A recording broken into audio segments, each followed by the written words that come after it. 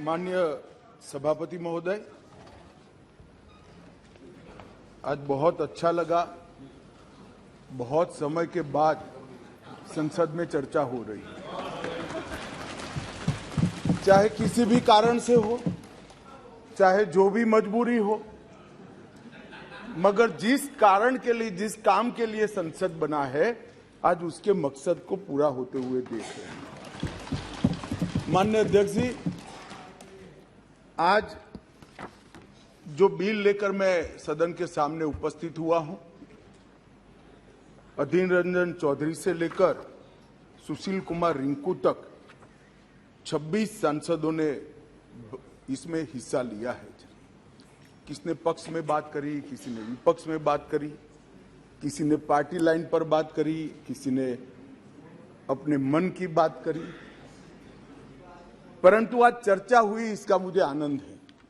मेरा एक छोटा सा सवाल है ये विपक्ष के सारे मित्रों को कि संसद ने अब तक इस बैठक के अंदर, ये सत्र जब से शुरू हुआ तब तक 9 बिल पास कर लिए।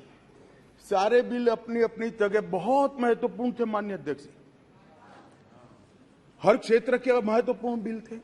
उसमें इन्होंने कहा पीएम आकर जवाब दे, पीएम आएंगे तभी संसद चलने लगे। आज क्या हो गया है? आज इस बिल में मैं तो स्वागत करता हूं, आपने चर्चा की, मुझे कोई आपत्ति नहीं है। मैं तो चाहता हूं हर रोज ही आ जाइए, परंतु आज क्या हुआ है? क्या डेमोक्रेसी की चिंता है? तो डेमोक्रेसी की चिंता है तो हर एक बिल महत्वपूर्ण है, हर एक बिल महत्वपूर्ण है। क्या देश की चिंता है तो किसानों के लिए भी बिल आया, बाकी सारे विषय के लिए भी बिल आए, मगर कोई नहीं आया। साहब, ना डेमोक्रेसी की चिंता है, ना देश की चिंता है, ना जनता की चिंता है। अपने गठबंधन को बचाने के लिए सारे लोग यहां आए। और आज मुझे कह रहे थे कि भारत आपको देख रहा है।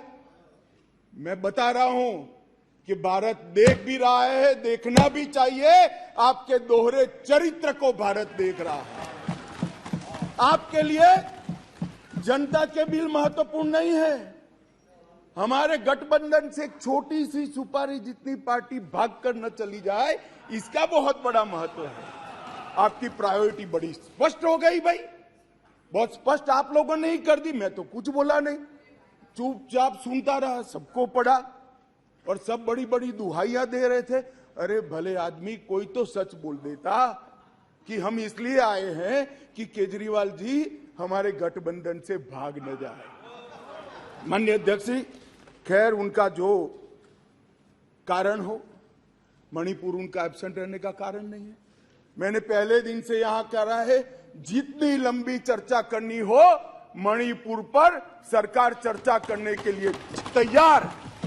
हर चीज का जवाब दिया जाएगा और मैं दूंगा जवाब, मैं दूंगा जवाब। माननीय अध्यक्ष जी, उनको प्रॉब्लम एक ही है कि जनता के मन में भ्रांति खड़ी कर दी जाए। मैं उनको बताता हूं कि जनता है जो सब जानती है, कभी भ्रांति खड़ी नहीं होती है। आज आपने अपने आप को यहां पर एक्सपोज कर दिया है। माननीय अध्यक्ष जी, पूरी चर्चा को मैंने सुना। प्रेमचंद्रन जी से लेकर सारे लोग जो विषय पर बोले, मैंने ध्यानपूर्वक नोट भी पढ़े हैं, सुना भी है। माननीय अध्यक्ष जी, ये फिर से मैं एक बार कहता हूं कि सदन जनता को गुमराह करने की जगह नहीं है। सारे लोग राज्य के अधिकार, राज्य के अधिकार, राज्य के अधिकार कह रहे हैं। कौन से राज्य के? कौन से राज्य के? दिल्ली राज्य ही नहीं है, ये तो संघ प्रदेश है। और संघ प्रदेश में भी राजधानी क्षेत्र है, जो एक विशेष आर्टिकल के तहत बनाया गया। अनुच्छेद 239 से 242 तक दिल्ली के कामकाज करने के तरीके को संविधान ने स्वीकार किया। हम तो संविधान संशोधन लेकर नहीं लाए थे, आप ही आए थे। 69वां संविधान संशोधन आप लेकर आए थे, आपने ही अधिकार नहीं दिए थे। अधिकार उसके तहत अनुच्छेद 239A3B के तहत संसद को दिल्ली संघ राज्य क्षेत्र या उसके किसी भी भाग के लिए, उसके संबंधित किसी भी विषय के लिए कानून बनाने का पूर्ण अधिकार है। मैं फिर भी आज मैं समझता हूं कि आप लोग समझकर ही बोले होंगे, समझते हैं, मगर पॉलिटिकली बोले होंगे, मगर मैं ऐसा समझकर बोलता हूं कि आप नहीं समझे होंगे। तो राज्य और केंद्र शासित प्रदेश और राजधानी क्षेत्र, ये संविधान में अलग अलग एंटिटी है। अब राज्य की दुहाई, अभी किसी सदस्य ने कहा कल को आप किसी भी राज्य से, भाई नहीं हो सकता। राज्य के काम में दखल नहीं हो सकती। यहां दखल इसलिए कर सकती है संसद क्योंकि 239A3B के अंदर इस संसद को आपकी पार्टी जब सत्ता में थी तब अधिकार दिया हुआ है। और अभी किसी को लगता है मेरे अधिकार कम है, तो चुनाव लड़ने से पहले आर्टिकल 239A3B पढ़ना चाहिए था। अब पढ़े नहीं, लड़ लिए और कहते मेरे अधिकार कम है। मैं देश की जनता को, दिल्ली की जनता को, सारे विपक्षी दलों को इतना ही कहना चाहता हूं, साहब 1993 में राज्य बना, 93 से 15 तक इसी नियमों के अनुसार उस वक्त भी सर्विस केंद्र सरकार के हाथ में ही थी। सुप्रीम कोर्ट ने एक इंटरप्रिटेशन किया और इंटरप्रिटेशन कर ये भी कहा कि अगर आपको सर्विस हाथ में लेनी है तो कानून बनाना पड़ेगा, जो अभी हम कर रहे हैं। तो 93 से लेकर 2015 तक किसी भी मुख्यमंत्री को कभी भी झगड़ा नहीं हुआ।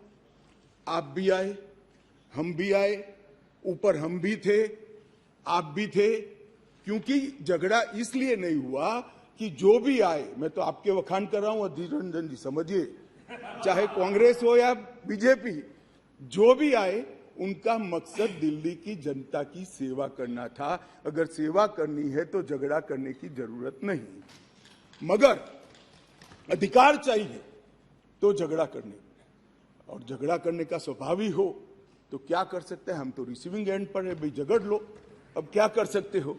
आप दिल्ली की जनता ने आपको चुना है, आप झगड़ा करना चाहते हो।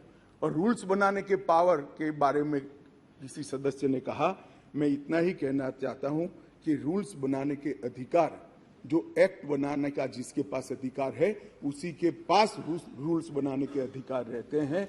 एक्ट बनाने का अधिकार भारत सरकार को है, तो एक्ट के रूल बनाने का अधिकार, ये बेसिक समझ का विषय है। कैबिनेट नोट का सवाल किया, इसमें भी आप इसको गलत भ्रांति खड़ी कर रहे हो। आप ध्यान से पढ़ लीजिएगा, कैबिनेट नोट आज भी कोई भी राज्य हो, आप लोग की कई राज्य में सरकार है, वहां कैबिनेट नोट कैबिनेट सचिव की साइन से ही कैबिनेट में जाती है। फाइल पर मंत्री की अप्रूवल होती है। यहां पर क्या होता था, जब घपले घोटाले वाली कैबिनेट नोट हो, सचिव के पास जाती ही नहीं थी, मुख्य सचिव के पास जाती ही नहीं थी। मंत्री के सिग्नेचर से पहली बार मैंने इतने लंबे सार्वजनिक जीवन में, माननीय अध्यक्ष जी, कोई कैबिनेट नोट गई है ऐसा सुना है। मंत्री के सिग्नेचर से कभी नहीं जाती, इसलिए रूल्स बनाने पड़े हैं भाई। रूल्स इसलिए बनाने पड़े हैं कि रूल्स के हिसाब से नहीं चलता था, रूल्स के हिसाब से चले, उसके लिए ये रूल्स बनाने पड़े हैं। माननीय अध्यक्ष जी, मैं फिर से एक बार दिल्ली का इतिहास जरूर बताना चाहूंगा। माननीय अध्यक्ष जी, 1953 में फजल अली कमीशन का गठन हुआ। उसने अपना प्रतिवेदन 1955 में दिया। उसके पहले पट्टाभी सीतारामैया की कमेटी बनी। उसके बाद 56 में संविधान संशोधन कर यूनियन टेरिटरी की अवधारणा आई। इसके साथ साथ दिल्ली म्युनिसिपल कॉरपोरेशन एक्ट 57 नगर नियम अधिनियम लागू कर दिया गया। और 87 में जब सरकार या कमेटी बनी, उसके बाद दिल्ली को राज्य देने का निर्णय किया गया। 249A के तहत इसका विस्तृत वर्णन दिया हुआ है और 69वें संविधान संशोधन के द्वारा इसको लिया गया है। मैं एक जो रिपोर्ट है इसका कोड भी पढ़ना चाहता हूं। पहले मैंने जवाहरलाल नेहरू जी को पढ़ा, आम्बेडकर जी को पढ़ा। श्री रिंकू जी आम्बेडकर जी को कह रहे थे कि आम्बेडकर की भावना के खिलाफ काम करे हो। रिंकू जी, हम तो आम्बेडकर जी की भावनाओं के अनुसार काम कर रहे हैं। आम्बेडकर जी ने कहा था कि केंद्र के तहत रहना चाहिए, और माननीय अध्यक्ष जी बालकृष्ण रिपोर्ट में साफ शब्दों में कहा, मैं कोट अनकोट कहता हूं, दिल्ली की कार्यप्रणाली और सेवा प्रणाली, कार्यप्रणाली और सेवा प्रणाली केंद्र सरकार के अधीन होनी चाहिए। संविधान में संशोधन के दौरान तत्कालीन गृह मंत्री ने भी अपने वक्तव्य में ये बात को, रिपोर्ट को कोट किया, और उन्होंने कहा कि बालकृष्ण समिति ने पूरे विश्व की राजधानियों की कार्यप्रणाली और सेवा प्रणालियों का अध्ययन करके ये प्रस्तुत किया है, जिसका हम पालन कर रहे हैं। और उस वक्त गृह मंत्री कांग्रेस के थे। तो आपको ये मालूम होना चाहिए कि आप जब एक उंगली हमारे सामने करते हो तो 3 उंगली आपके सामने होती है। और मैं तो कहता हूं उस वक्त उचित ही किया था, और आज हम जो कर रहे हैं वो ही उचित ही कर रहे हैं। इसलिए आप, जैसा मैंने कहा कि आप गठबंधन को बढ़ाना चाहते हो, आपके मन में ऐसी कल्पना है कि गठबंधन बड़ा करेंगे तो शायद मोदी जी के खिलाफ चुनाव जीत जाएंगे। भाई, और 2-3 लोगों को ढूंढ लाओ, जितने हो सके इतना इकट्ठा कर लो, अगले प्रधानमंत्री नरेंद्र मोदी जी ही बनने वाले। परंतु कम से कम इसके लिए 130 करोड़ की जनता के सामने इतने एक्सपोज न हो। हर बिल आता है, नहीं मणिपुर पर चर्चा, मैं मणिपुर पर चर्चा करने के लिए आता हूं, नहीं मणिपुर पर चर्चा नहीं, हम विरोध करेंगे, यहां आ जाएंगे, मेरे सामने बोर्ड लेकर खड़े हो जाएंगे। ठीक है भाई, करो। मगर जैसे ही गठबंधन टूटने वाला बिल आया, मणिपुर भी याद नहीं आया, डेमोक्रेसी भी याद नहीं आई, दंगे भी याद नहीं आए, सब इकट्ठा होकर देखो सामने बैठे, सारे इकट्ठा, और 130 करोड़ की जनता को बताते हैं हमें मणिपुर की चिंता नहीं है, हमें चुनाव की चिंता है, हमें डेमोक्रेसी की चिंता नहीं है, हमें चुनाव की चिंता है, हमारी पार्टी के कोई सिद्धांत नहीं है, केवल और केवल राजनीति में, चुनाव जीतने के लिए राजनीति में है। और बताइए भैया, आप बाहर जाकर मीडिया को, अगर ये नहीं है तो सारे बिल में क्यों एब्सेंट रहे? सारे बिल महत्वपूर्ण नहीं है क्या? सारे बिल महत्वपूर्ण है, आपको रहना चाहिए था।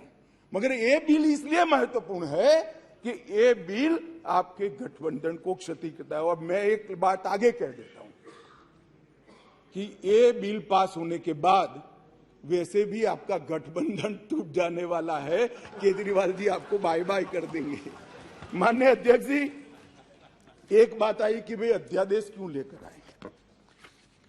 मैं बताना चाहता हूं कि 11/5/2023 को संविधान पीठ ने एक फैसला दिया। अब संविधान पीठ के फैसले को कोई ध्यान से पढ़ेगा तो वो फैसला कहता है, इन अ वे संविधान पीठ ने 2 जजों की खंडपीठ का, बेंच का गाइडेंस किया है। फाइनल निर्णय 2 जज की बेंच ने करना है। वो अभी डेट लगी भी नहीं है, मैटर लगी भी नहीं है। 11/5/23 को जजमेंट आया, और 11/5/23 को ही दिल्ली सरकार के सेवा विभाग ने, मंत्री ने एक परिपत्र घोषित कर दिया अपने सिग्नेचर से। फिर से मैं कहता हूं, परिपत्र सचिव करते हैं, यहां मंत्री करते हैं। आज 5:30 बजे तक पात्र अधिकारियों की सूची के साथ जो इस पद तैनात किए जा सके, सचिव सेवाएं की तैनाती, मतलब सर्विस जो देखते हैं वो सचिव की तैनाती के लिए नोट प्रस्तुत किया जाए। अभी तो सुप्रीम कोर्ट ने निर्णय करना बाकी, इन प्रिंसिपल निर्णय किया है, इसके पर 2 जजों की बेंच ने निर्णय करना है, इसको घोषित करना है, आप अमल करने कर दी। सोशल मीडिया में घोषणा कर दी कि सेवा विभाग के सचिव श्री आशीष माधेराव मोरे का ट्रांसफर कर दिया गया है। ध्यान देने की बात है कि जो मैं कह रहा हूं वो फिर से पढ़ रहा हूं, 11/5/23 के निर्णय के पैरा 165 में न्यायालय की नियमित बेंच को इस मामले का निपटारा करने का आदेश दिया गया था, जो अभी बैठी ही नहीं थी। शाम को ही इन्होंने तो इम्प्लीमेंटेशन चालू कर दिया। इसके बाद सतर्कता विभाग विजिलेंस मंत्री जी ने सभी सहायक निर्देशकों को आदेश दे दिया कि विशेष सचिव सतर्कता विजिलेंस कमिश्नर को के सचिव है विजिलेंस के, उसको रिपोर्ट न करिए, रिपोर्ट मत करिए। क्यों? अभी जजमेंट नहीं आया। क्यों? क्योंकि अब कारण कहता हूं, इसलिए न करना का किया जाए। इसके बहुत सारे कारण हैं, मैं बताता हूं। मित्रों, माननीय अध्यक्ष जी, दिल्ली के सतर्कता विभाग को सबसे पहले क्यों निशाना बना गया? अगर सेवा के अधिकार मिल गए, चलो मैं एक मिनट के लिए मान लेता हूं मिल गए, तो सबसे पहले कोई क्या करेगा? रोड एंड बिल्डिंग की चिंता करेगा, पीने की पानी की चिंता करेगा, साफ सफाई की चिंता करेगा, आरोग्य की चिंता करेगा। इन्होंने विजिलेंस की चिंता करी। बोलो, प्रायोरिटी तो देखिए साहब इनके साथी की, विजिलेंस की चिंता करी। भला विजिलेंस की चिंता क्यों करी? इससे दिल्ली की जनता का क्या भला होने वाले था? मैं बताता हूं। क्योंकि विजिलेंस विभाग को इसलिए निशाना बना गया, माननीय अध्यक्ष जी, कि इसमें बहुत सारी संवेदनशील फाइलें बंद पड़ी थी। कौन सी फाइलें थी? कौन सी फाइलें थी? जरा आप ध्यान से सुनना भाई। जिसके बारे में बड़े बड़े आवाज से आर्गुमेंट्स कर रहे थे, उनका एक्ट सुनना। आबकारी घोटाले के संबंधित फाइल, शराब की आबकारी घोटाले की फाइल, न्यायालय द्वारा जो आदेश किया था, इसका ओपिनियन जो देना था, वो फाइल विजिलेंस डिपार्टमेंट में थी, जिसके तहत उनके पूर्व डेप्यूटी चीफ मिनिस्टर जेल में बैठे हैं। अब वो फाइल कैसे इनके हाथ में दे? मुख्यमंत्री के नए बंगले के निर्माण पर अवैध रूप से हुए खर्चे के संबंधित फाइल, जिसमें स्वयं मुख्यमंत्री फंसते हैं। शीश महल की फाइल दिल्ली सरकार द्वारा उनकी पॉलिटिकल पार्टी ने उसके प्रचार के लिए, सरकार के नहीं, पार्टी के प्रचार के लिए 90 करोड़ रुपया खर्च कर दिया। कोर्ट ने ऑर्डर किया कि वो 90 करोड़ रुपया पार्टी के खजाने से दिल्ली सरकार में भरा जाए। इसकी जांच की फाइल भी ये सतर्कता विभाग में थी। माननीय अध्यक्ष जी, एक फीडबैक यूनिट बना दिया। अब आप संविधान की दुहाई दे रहे हो, ये एक्ट सुधारने के पहले भी लॉ एंड ऑर्डर इनके पास नहीं है, तो उनके पास खुफिया विभाग नहीं हो सकता। उन्होंने फीडबैक यूनिट के नाम से करोड़ों रुपए का खर्च कर एक स्वतंत्र गैरकानूनी खुफिया विभाग खड़ा कर दिया। अब इसकी भी जांच चालू हो गई। वो फाइल भी विजिलेंस में थी।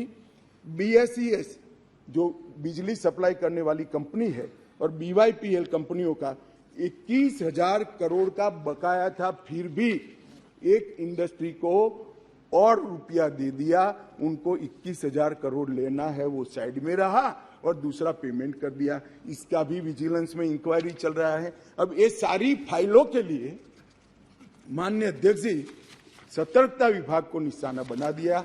और ये हमारे दल, मैं तो नहीं मानते सारे दल इसका समर्थन करते होंगे ऐसे काम के, मगर गठबंधन की एक मजबूरी है, इसलिए सारे दल ये सतर्कता विभाग के साथ आज आप पार्टी के साथ जुड़ गए। माननीय अध्यक्ष जी, एक कहा कि भाई सत्र बुलाने का। माननीय अध्यक्ष जी, सभी दलों की कहीं ना कहीं पार्टियां रही। मैं इनको ये कहना चाहता हूं कि आपने असेंबली, एक भी असेंबली ऐसी दिखी है जिसका सत्र अवसान ही न हो? माननीय अध्यक्ष जी, सत्र आहूत होता है, आप सत्र अवसान यहां करते हो, राष्ट्रपति महोदया साइन करती है और सत्र का अवसान होता है, नए सत्र का फिर से आहूत किया जाए। एक असेंबली देश में ऐसी है, दिल्ली संघ राज्य क्षेत्र की, जिसका सत्र अवसान ही नहीं होता है, चालू ही रहती है। और जब भी पॉलिटिकल भाषण देना है, रिस्पॉन्सिबिलिटी से भागना है, सदन के विशेषाधिकार का उपयोग करना है, किसी को गाली गलौज करना है, तो आधे दिन का सत्र बुलाकर गाली बोलकर फिर से सत्र निलंबित कर देते हैं। सत्र का अवसान ही नहीं होता है। मान्य देखिए, ऐसी कोई सरकार देखी है आपने? मैं इसलिए कह रहा हूं, इनको बताता हूं आप किसका समर्थन कर रहे हो,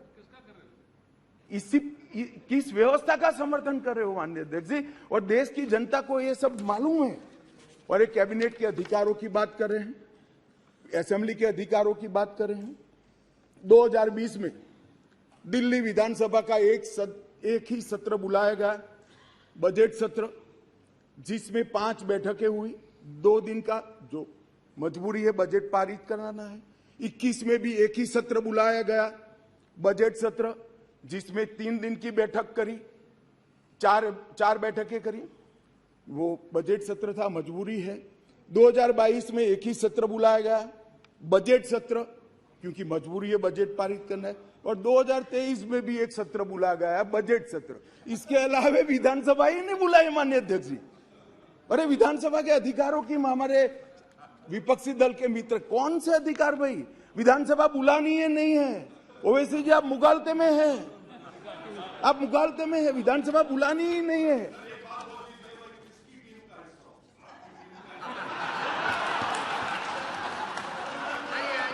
ऐसा है ओवैसी जी, मैं तो चाहता हूं आप अपनी स्वयं टीम बनाओ। अब वो परेशान है, इसलिए कहता हूं, मैं चाहता हूं आप अपनी स्वयं, आपके मुद्दे सबसे अलग है। माननीय अध्यक्ष जी, मैं अब कैबिनेट बैठक पर आता हूं। 2022 के लिए 2022 में सिर्फ 6 कैबिनेट बैठक बुलाई गई, सिर्फ 6 ही बैठक पूरे साल में। इसमें से 3 बैठक बजट संबंधी थी और 1 बैठक एक कंपनी को फायदा करने के लिए बुलाई गई। तो एक्चुअल में देखे तो 2 बैठक बुलाई गई। माननीय अध्यक्ष जी, 2023 में 2 ही बैठक अब तक बुलाई गई है, दोनों बैठक बजट के लिए। अब ये कैबिनेट की बात कर रहे हैं भैया, कैबिनेट बुलाते नहीं है, वही तकलीफ है दिल्ली की जनता को। ये तो बुलाते ही नहीं कैबिनेट। हम तो चाहते हैं कैबिनेट बुलाया जाए। अब किसका समर्थन कर रहे हो? गठबंधन करना चाहिए, सबको जोड़ना चाहिए, हम भी चलाते हैं, मगर ऐसे एक भी बिल में चर्चा नहीं करना और इसमें खड़े हो जाना। माननीय अध्यक्ष जी, शॉपिंग फेस्टिवल आयोजित करने के लिए विज्ञापन के नाम पर करोड़ों रुपया खर्च कर दिए। इसमें भी कोर्ट ने स्ट्रिक्चर किया। केग का रिपोर्ट 2 साल से सदन में नहीं रखते हैं, संवैधानिक प्रोविजन है। आप हमें संविधान सिखाते हो, जरा आपके साथी को सिखा दो कि केग के रिपोर्ट को आप छुपा नहीं सकते हो। 2 साल से साहब केग का रिपोर्ट नहीं छुपा, सदन के पटल पर नहीं रखते। बोलो क्या ये संवैधानिक प्रावधान है? माननीय अध्यक्ष जी, RRTS, AIIMS, UER, IIT Delhi, इस जैसी संस्थाओं के 13 परमिशन वहां लंबित है, नहीं देते हैं। उनको डर है कि ये सब होगा है तो मोदी जी बड़े लोकप्रिय हो जाएंगे। मैं इनकी सरकार चलाने का तरीका बताता हूं माननीय अध्यक्ष जी। 5G टेक्नोलॉजी लाने के लिए 2016 के एक अधिनियम बनाए। देश के सारे राज्यों ने, इवन DMK ने भी इसको एक्सेप्ट कर लिया, परंतु दिल्ली नहीं करता है क्योंकि उनको विकास से कोई सरोकार नहीं है। माननीय अध्यक्ष जी, 2013 से जो सिविल सर्विस बोर्ड की हमने रचना की, इसको लेकर ये आगे गए। माननीय अध्यक्ष जी, मैं सदन के सामने और आपके माध्यम से देश की जनता को बड़ी विनम्रता के साथ कहना चाहता हूं कि ये अध्यादेश और बाद में अब जो बिल में कन्वर्ट हो रहा है, वो विधेयक लेकर मैं आया हूं, ये संपूर्णतया संविधान सम्मत है और केवल दिल्ली की जनता के कल्याण के उद्देश्य से बनाया गया है। हमारा कोई राजनीतिक उद्देश्य इसके लिए नहीं है। माननीय अध्यक्ष जी, मैं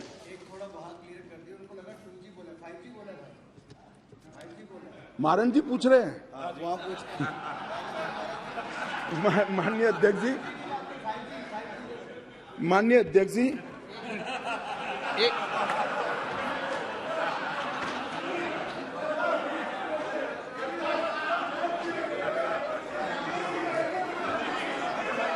भाई ये भी खड़े हो गए, मैं क्या करूं? ये भी खड़े हो गए। सदन की कार्रवाई इस विषय की समाप्ति तक बढ़ाई जाती है। माननीय गृह मंत्री जी,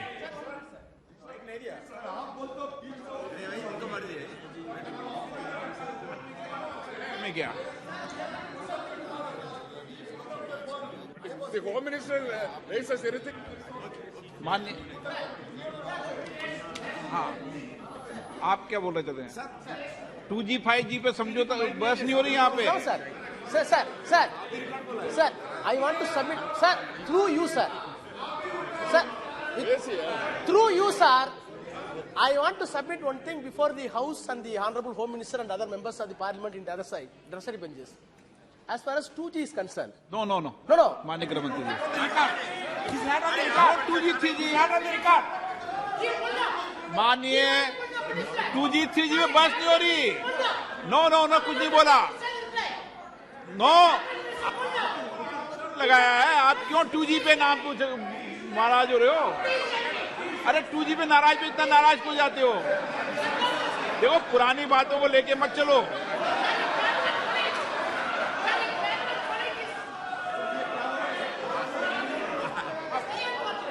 वो 2G अध्यक्ष जी रिकॉर्ड पर नहीं है, बता दीजिए इनको। देखिए वो रिकॉर्ड पे नहीं है, आप क्यों रिकॉर्ड पे लाना चाहते हो बात? अरे ऑनरेबल मेंबर वो रिकॉर्ड में नहीं है, आप क्यों रिकॉर्ड में लाना चाहते हो बात?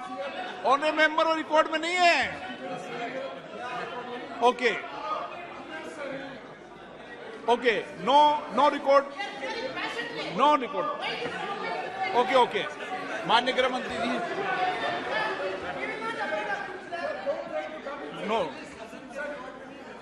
नो रिकॉर्ड मिस्टर बालू, वो रिकॉर्ड में नहीं गया, क्यों रिकॉर्ड में लाना चाहते हो उसको बिना काम में? बिराजिए गृह मंत्री जी। माननीय अध्यक्ष जी,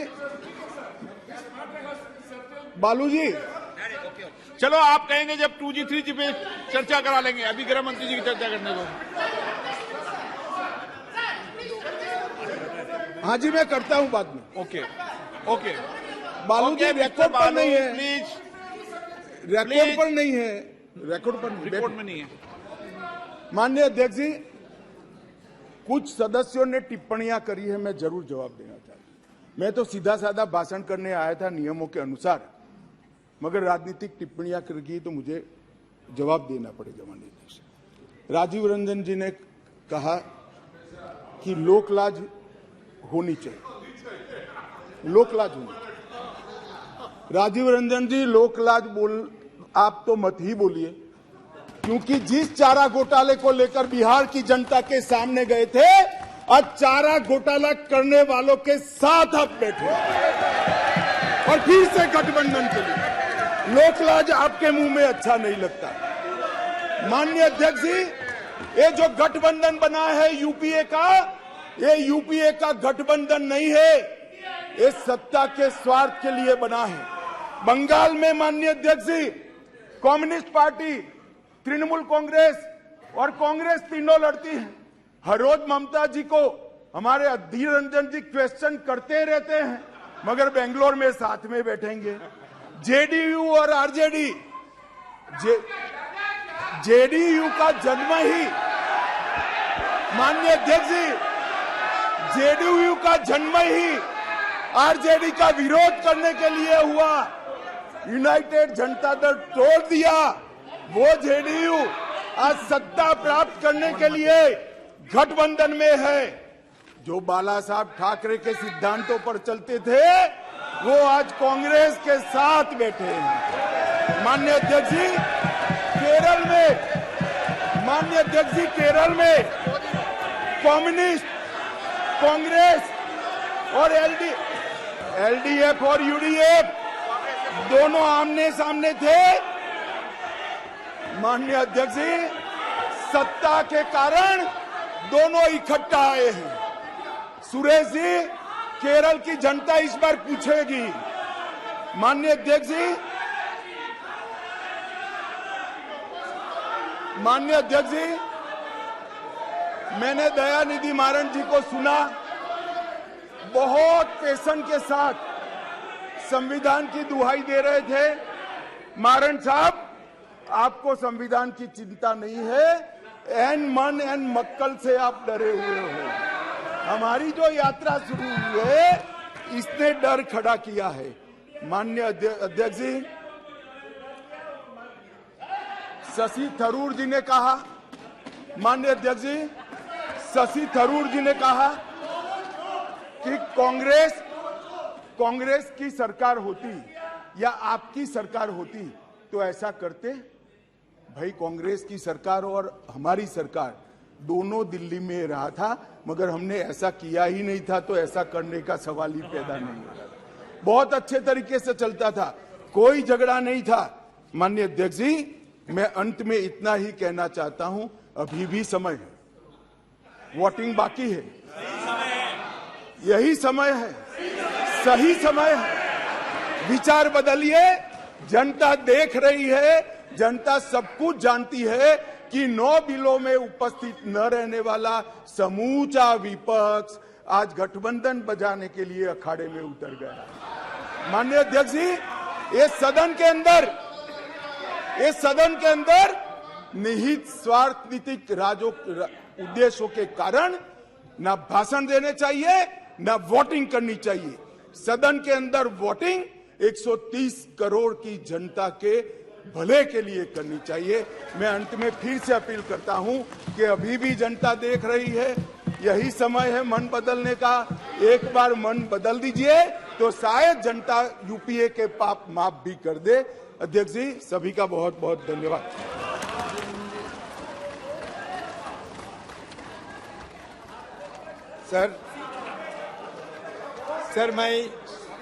सर मैं स्पष्ट रूप से ये कहना चाहते हैं, शुरू में भी कहा था हम लोग कि ये अध्यादेश लाकर केंद्र ने संवैधानिक सिद्धांतों का उल्लंघन किया है और निर्वाचित सरकार के अधिकारों को हड़पने की कोशिश की है। ये संघवाद की बुनियादी सिद्धांतों को कमजोर करता है। सुप्रीम कोर्ट की संवैधानिक पीठ ने 11 मई को दिल्ली सरकार को जो अधिकार सौंपे थे, जिसके बाद केंद्र सरकार ने अध्यादेश लाकर कोर्ट का फैसला पलट दिया है। सर, यही हमारा मोटा मोटी यही हमारा ये सरकार के खिलाफ प्रश्न है कि सर एक मिनट, नहीं हुआ ये कब बोलने दीजिए सर। आपने बोल तो लिया, ये क्या बोला था? नहीं, ये तो रेस्पॉन्ड करने का अधिकार है सर, ये रेस्पॉन्ड करने का अधिकार है। सर एक मिनट अमित शाह जी आप इतने सारे हमें भाषण सुनाया, ये लगा कि आप चुनावी मोड में आ गए। मुझे ऐसा उम्मीद थी कि कम से कम आज की तारीख में जब मणिपुर की बात आपने जिक्र किया तो कम से कम सुप्रीम कोर्ट मणिपुर के मुद्दे में क्या टिप्पणी की। सुप्रीम कोर्ट कहते हैं कि मणिपुर में सरकार नहीं है, पुलिस नहीं है, कोई शासन नहीं है। विषय पर बात कीजिए। सर